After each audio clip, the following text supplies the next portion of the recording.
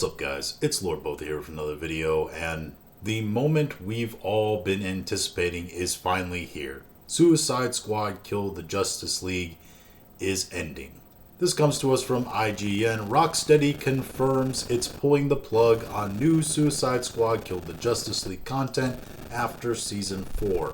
Rocksteady revealed the news in an official blog detailing Suicide Squad's final season, which will include the release of an offline mode and a new playable character in Deathstroke. So everybody who still wants to play the game, even though it's dog shit, still experience the story and whatever, even though, again, it's terrible, you can still do that in the new offline mode that they're going to be presenting. And eventually there will be people that probably check this game out when it's super cheap or even free on Steam or whatever, just to see how bad it actually was. Which I think is a good reason to preserve even the terrible games like this. I once read an article that stated that homeless people were actually very important for society because homeless people serve as an example of how you don't want your life to end up. Now, whatever you may think about that, you can also look at Suicide Squad Kill the Justice League and also think, hey, this game should be preserved so it's seen as an example of what not to do in video games. Especially seeing that Concord, one of the few games that came out that rivaled this game as worst live service game ever created, has been not just shut down, but refunded and vaulted. As the comedian George Carlin once said, somewhere out there is the worst doctor in the world, and somebody has an appointment to see him tomorrow. Suicide Squad Kill the Justice League is just that. It is the worst live service video game to have ever existed and still exists, and somebody's going to go out and play it tomorrow. It's just now they'll be playing it in the offline mode.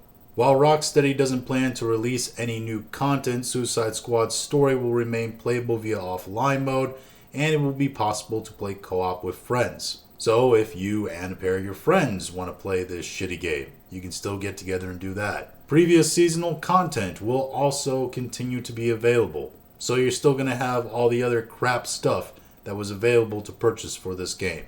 They're not going to take anything away from you. Essentially what's happened here is that Rocksteady, they fulfilled all of their legal contractual obligations with this game, and now they're just done with it. But at least they had legal contractual obligations to continue this game, at least until now. I'm still waiting for Ubisoft's excuse with that pile of dog crap called Skull and Bones. Elsewhere, Rocksteady said Suicide Squad will remain available for purchase and that its in-game store will continue to function after Season 4 along with its in-game Luther coin currency, which I guess now there's only so much use you can get out of that. Rocksteady didn't indicate how long it plans to keep Suicide Squad online after it finishes releasing new content. My guess isn't long because server space is expensive. Suicide Squad ended up struggling on the sales front, spurring a double-digit decline in revenue for Warner Bros. Gaming. It joins several other online games that struggled in 2024, including Concord and X Defiant. However, this is not the worst financial disaster for gaming in even history or 2024. Those honors, again, go to Concord.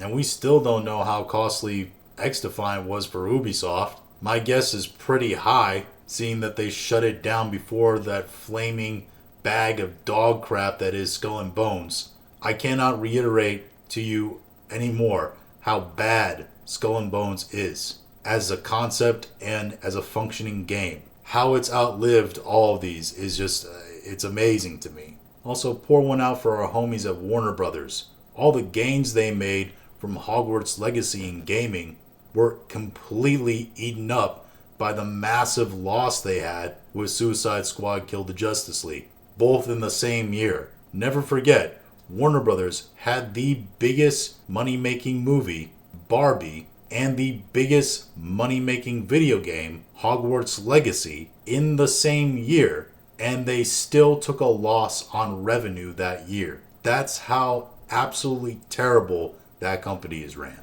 But in total, we always expected this from Suicide Squad Kill the Justice League. It was a not so great concept of a game, made absolutely terribly, destroyed the legacy of several very valuable franchises that fans absolutely adored, looking at you, Arkham Batman, and really deserve to be shut down a lot earlier than this. But again, those legal requirements had to be filled, and they had to eke out any kind of money they possibly can from this game. And it looks like they're of the opinion, yeah, we finally accomplished all that. And I'm being very liberal when I use the word accomplished in any kind of relation to this game.